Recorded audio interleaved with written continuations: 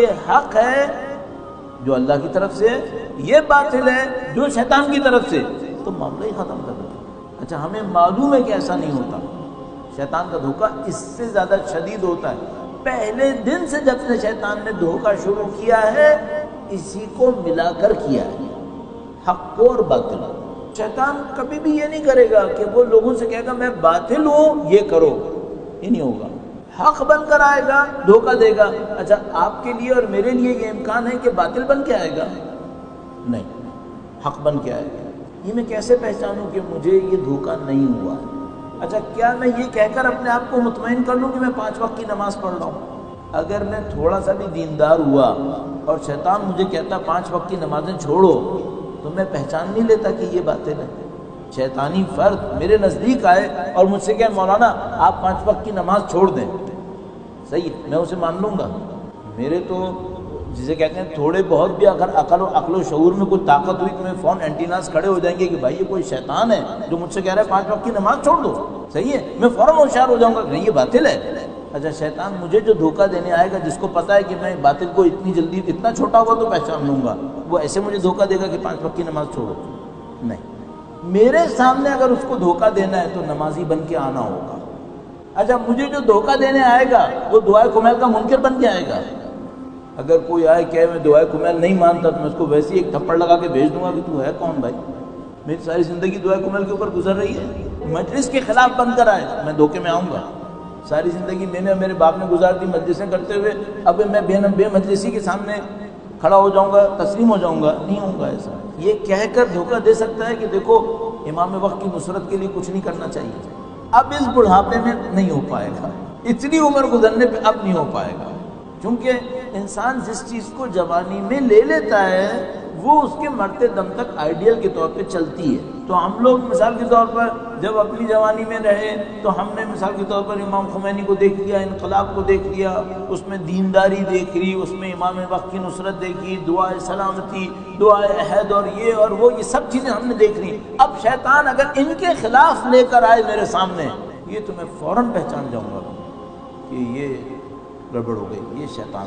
اب اگر مجھے شیطان دھوکہ دینے آئے تو کیا کرے گا؟ اس کو ان سب کے ساتھ آنا ہوگا، اس کے بغیر آئے گا تو میں پہچان جاؤں گا۔ بلکہ میں آپ کو عرض کر دوں، اب اس کو امام خمینی کا بھی نام لینا پڑے گا، کیونکہ میں نے اپنی زندگی میں تقویٰ اور پرہیزگاری کی نشانی ان کو دیکھا ہے۔ آغا بہجت کا نام لے یا نہ لے؟ موسٹ پروبیبلی لے ورنہ میں پہچان جاؤں گا۔ اچھا جب وہ یہ سارے کام کر لے تو یہ تو بہت اچھا شیطان ہو گیا، تو مومن ہو گیا؟ ویسے نہیں، اس کے پیچھے بھی اپنا کام کر سکے گا۔ وہ کیا کرے گا؟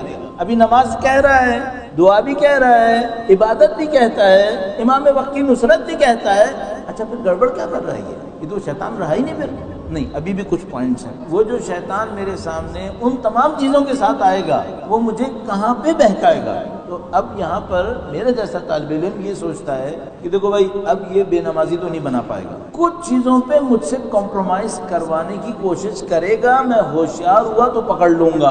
مثال کے طور پر 5 وقت کی نمازیں تو نہیں چھڑوا سکے گا، یہ امکان ہے کہ فجر کی چھڑوانے میں کامیاب ہو جائے۔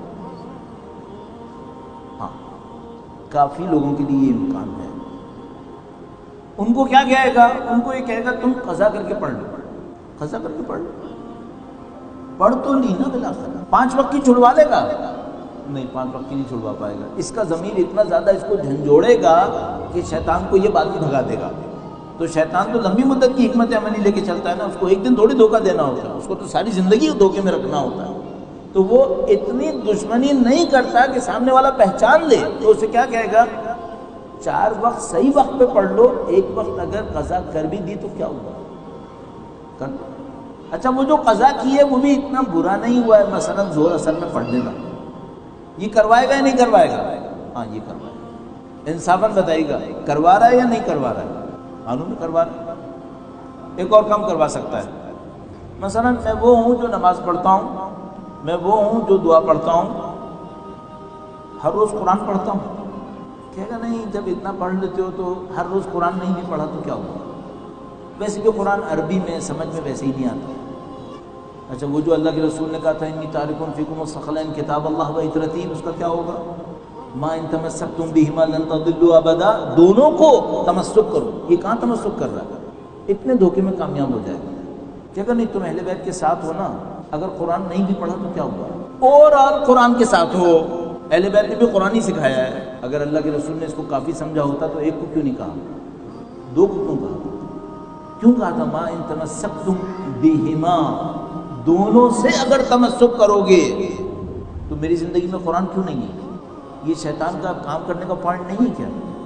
کرے گا یا نہیں کرے گا؟ کرے گا۔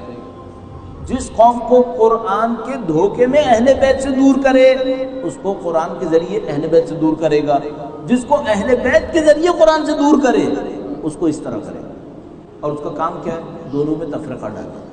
وہ یہ کرے گا یا نہیں کرے گا؟ بالکل کرے گا۔ رسول اللہ نے احساس کیا تھا یا نہیں کیا تھا؟ بالکل احساس کیا تھا۔ ہمیں وارننگ دی تھی یا نہیں دی تھی؟ قطعاً وارننگ دی تھی، پھر ہم سمجھ کیوں نہیں سکے؟ اس کو ہم کہتے ہیں فتنہ۔ اگر وہ آ کے ہم سے کہتا نا تم قرآن کے منکر بن جاؤ، کبھی بھی نہیں بنتے۔ عملاً اس نے ہمیں دور کر دیا اور ہم بھی نہیں پکڑ پائے۔ ابھی میں عبادتوں کی بات کر رہا ہوں صرف، تو مثلا عبادتوں میں 5 وقت کی نمازیں تو مجھ سے نہیں چھین سکے گا، 1 وقت کی تو چھین لے گا، تو وہ اپنی اسی کامیابی کو کہے گا چلو میں نے زمینہ تو بنا لیا، اگلی نسل کو 5 سے چھینوں گا، اس نسل سے 1 چھینی ہے، اگلی نسل سے 5 چھینوں گا۔ وہ تو لمبی مدت کی سوچتا ہے نا۔ اس نسل سے قرآن چھینا ہے، اگلی نسل سے دوسرے والے شکل پہ حملہ کروں گا، وہ لمبی مدت کی سوچتا ہے۔ اور اللہ کے رسول کو پتا ہے کہ اگر 1 چھنا تو دوسرا بھی چلا جائے گا، اس لیے رسول خدا کہہ رہے ہیں مجھے دونوں چاہیے، دونوں سے تمسک چاہیے۔ یہ شیطان کرے گا یا نہیں کرے گا؟ کرے گا۔ کر لیا یا نہیں کیا؟ کافی حد تک ہوگا۔ اب میں آتا ہوں اعمال کی طرف۔ اللہ کے رسول جب کسی کو مسلمان ہونے کی دعوت دیتے تھے تو اس سے ایک پہلی بیعت لیتے تھے۔ اچھا، وہ جو پہلی بیعت تھی وہ کیا تھی؟ نہ اس میں قرآن تھا، کیونکہ ابھی قرآن تھوڑا سا نازل ہوا تھا، نہ اس میں نماز تھی، نہ اس میں روزہ، کچھ واجب ہی نہیں تھا اس وقت۔ وہ جو پہلی بیعت تھی وہ کیا تھی؟ سادہ باتیں کہتے تھے، دیکھو تم اللہ پہ یقین کرو، میری نبوت پہ ایمان لے آؤ، آج سے جھوٹ مت بولنا، مکاری مت کرنا، امانت میں خیانت نہیں کرنا، ہمسایوں کے حقوق کا خیال رکھنا۔ اللہ کے رسول پہلی بیعت میں یہ ساری باتیں کرتے تھے۔ آہستہ آہستہ دین کی تفصیلات آتی چلی گئیں، اللہ کے رسول لوگوں کو دین دیتے چلے گئے۔ اب ایک اور مشکل آ گئی، یہ جو امام زمانہ کی نصرت کا دعویٰ کر رہا ہے، اس نے اس پہلی بیعت پر عمل کرنے میں حق ادا کر رہا ہے؟ مثلا سادہ سی ایک بات ہے، اپنے جیسوں کے لیے عرض کر رہا ہوں، سب کے لیے عرض کر رہا ہوں، وہ یہ ہے کہ بھائی میں امام زمانہ کی نصرت کر رہا ہوں، غلط بیانی تو نہیں کرتا۔ اگر غلط بیانی نہیں ہو رہی ہوتی تو ایک ہی واقعے کے اوپر 5 اوپینینز آنا ناممکن تھا، اور ہمیں معلوم ہے کہ ہیں، کوئی تو غلط بیانی کر رہا ہے نا۔ جو 5 اوپینینز آ رہی ہیں ان کی طرف سے آ رہی ہے، تو سب امام زمانہ کی نصرت کے دعوے دار بھی ہیں۔ 5 تفاسیر کی بات نہیں کر رہا، تفاسیر تو 50 بھی آ سکتی ہیں۔ ایک ہی بات کے اوپر عینی رائے اگر 5 آ رہی ہوں، 2 بھی آ رہی ہوں، اس کا مطلب ہے قطعاً ایک غلط ہے۔ تفاسیر کی بات نہیں کر رہا ہوں، تفاسیر 50 بھی آ سکتی ہیں، اس کا مطلب ہے غلط بیانی چل رہی ہے۔ اچھا، جو کوئی تھوڑا سا بھی معاشرے کے اندر اٹھے بیٹھے، میں نام نہیں لینا چاہ رہا ہوں، ذرا سا بھی نام لیتا ہوں تو کچھ دوست خفا ہونے لگتے ہیں، کسی بھی ایسی سیٹ اپ کے اندر، سیٹ اپ اس لیے کہہ رہا ہوں کہ یہ کسی کے نام کا حصہ ہی نہیں ہوگا، ورنہ میں کہتا پارٹی، کہتا فلاں فلوں تو کسی کے نام میں آ جاتا۔ کسی بھی تھوڑے سے ہمارے معاشرتی مذہبی سیٹ اپ کا حصہ بنے تو فوراً ایک بات سمجھ جائے گا، غلط بیانی تو ہوتی ہے، غلط بیانی تو ہوتی ہے۔ معذرت کے ساتھ عرض کر رہا ہوں، آپ سے مدد کرنے کی کوئی ضرورت نہیں ہے، بہرحال آپ کا اور ہمارا مسئلہ ایک ہی ہے، وہ یہ ہے کہ میں نے یہاں تک بھی اپنے انہی کانوں سے اینن ایسے دیندار لوگوں سے کہ جو امام کے علاوہ بات ہی شاید نہ کریں، یہ کہتے سنا ہے کہ مولانا سیاست میں تھوڑا بہت جھوٹ ہونا ہوتا ہے۔ اللہ شاہد ہے، ممبر پہ بیٹھا ہوں، یہ میں نے خود اپنے کانوں سے سنا ہے متدینین سے۔ جس اجتماعی مذہبی سیٹ اپ کے اندر یہ فکر چل رہی ہو، اور یہ اس کے رہنماؤں کی باتیں ہیں، عام لوگوں کی باتیں نہیں ہیں، وہ یہ کہہ رہے ہوں کہ تھوڑی بہت غلط بیانی تو سیاست کا حصہ ہے، کرنی پڑتی ہے، اور عملاً بھی ہم اپنی آنکھوں سے دیکھ رہے ہیں کہ ہاں بھائی یہ تو ہو رہا ہے۔ اچھا، اب اس کے بعد میں یہ کہوں کہ یہ لوگ امام زمانہ کی نصرت کر رہے ہیں، یہ امام زمانہ کی نصرت ہو رہی ہے، تو مجھے معلوم ہے شیطان نے دھوکہ یہیں سے دینا ہے۔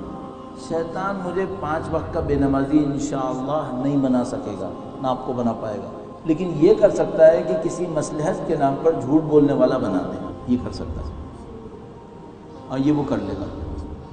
اچھا مثال کے طور پر ایک بہت سادہ سی بات ہے ہمارے دین کے اندر، وہ یہ کہ جو اندر رکھو وہی باہر کہو۔ جب ہمارے ایسے سیٹ اپس کے اندر لوگ ایک دوسرے کے ساتھ بیٹھتے ہیں جس میں گڑ جوڑ ٹھیک ٹھاک چل رہا ہوتا ہے، تو جو اندر ہوتا ہے وہی باہر ہوتا ہے ایسا؟ نہیں، یہ دکھانے کا کچھ رکھتے ہیں، بتانے کا کچھ اور رکھتے ہیں۔ شیطان یہ دھوکہ نہیں دے پائے گا مجھ جیسے کو جس نے اپنی جوانی سے امام زمانہ کا نام لینا شروع کیا تھا کہ وہ مجھے امام زمانہ کے نام سے دور کرے۔ انشاءاللہ فی الحال تو لگتا ہے کہ نہیں دھوکہ دے پائے گا۔ بے نمازی بنائے، یہ نہیں کر پائے گا انشاءاللہ۔ جو مجھ سے کرنے کی کوشش کرے گا وہ یہ کہ بھائی ایسا ہے 5 وقت کی نمازیں پڑھتے ہو، 4 صحیح وقت پہ پڑھ لو، اگر 1 دیر بھی ہو بھی گئی تو کیا ہوگا، تھوڑی دیر سے پڑھ لو، تھوڑی بے توجہی بھی چلے گی، کوئی بات نہیں، آج مشغولیت زیادہ تھی، یہ کرے گا۔ قرآن کریم کمپرومائز کر لو، کوئی بات نہیں، اوور آل تم قرآن کے راستے پر ہو، صحیح چلے گا۔ تھوڑی بہت غلط بیانی یہ چلتی ہے، یہ معاشرے کا حصہ ہوتا ہے، تھوڑی بہت معذرت کے ساتھ منافقت ہاں چلتی ہے، کوئی بات نہیں، اندر کچھ اور رکھو باہر کچھ اور، کوئی بات نہیں، تھوڑا بہت کسی کا حق ادھر ادھر ہو بھی گیا